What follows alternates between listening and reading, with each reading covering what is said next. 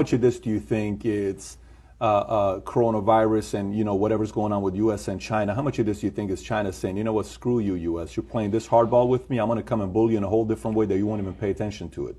How much credibility do you give to that? 5%? 1%? I'm not going to answer that question, but I am going to answer the question in a different way. Because I'm Christian at heart and I like to think that nobody would want to kill people. I will say this much, and if you're listening, write it down.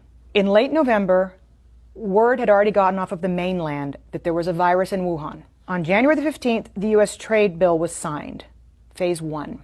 December the 15th. I had a whole month off, December the 15th.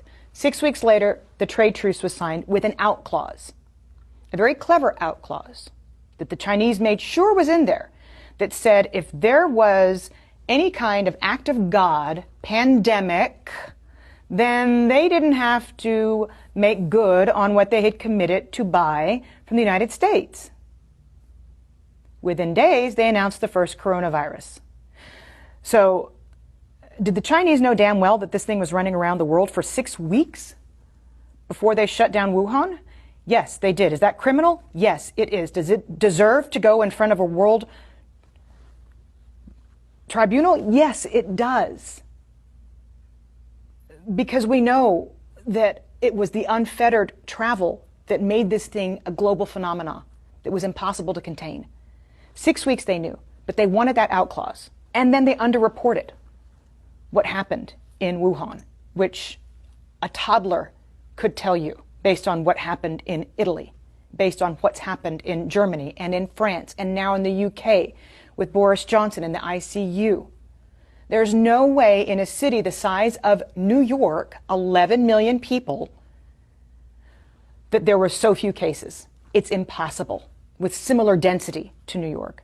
So the World Health Organization should be held accountable for not holding China accountable to providing good, valid data so that the rest of the world could prepare for fewer people to die.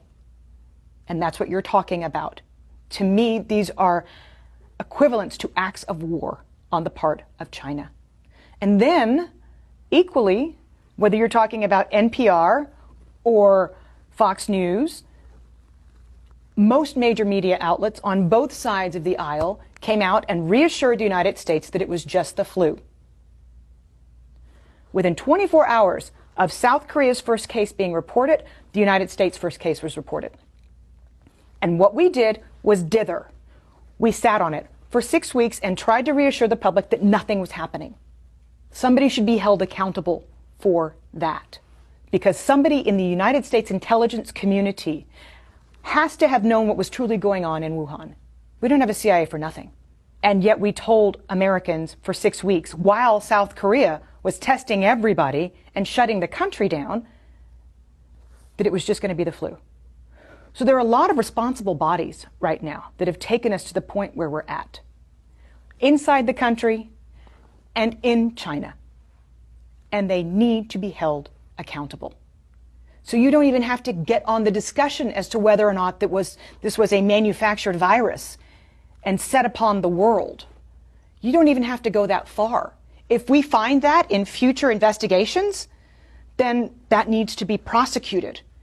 But if we just ascertain what is known and a known hushed up secret that the Chinese knew for 6 weeks about the virus before saying anything on the global stage to get a trade deal signed, somebody needs to look into that, because countless lives have been lost as a result. The damages are in the tens of trillions of dollars. We're not talking about small here if that's the case. No, we're not. And we're talking about people losing their family members, and we're talking about we're talking about suicides in the future, we're talking about economic hardship. All of this could have been mitigated had China been honest and had the World Health Organization made China accountable. Because at first they said it's not anything to worry about when the WHO first came out and said, we don't need to stop everything. Let me ask you, who do you trust the least? Iran, Russia, or China? China. China's got more economic power.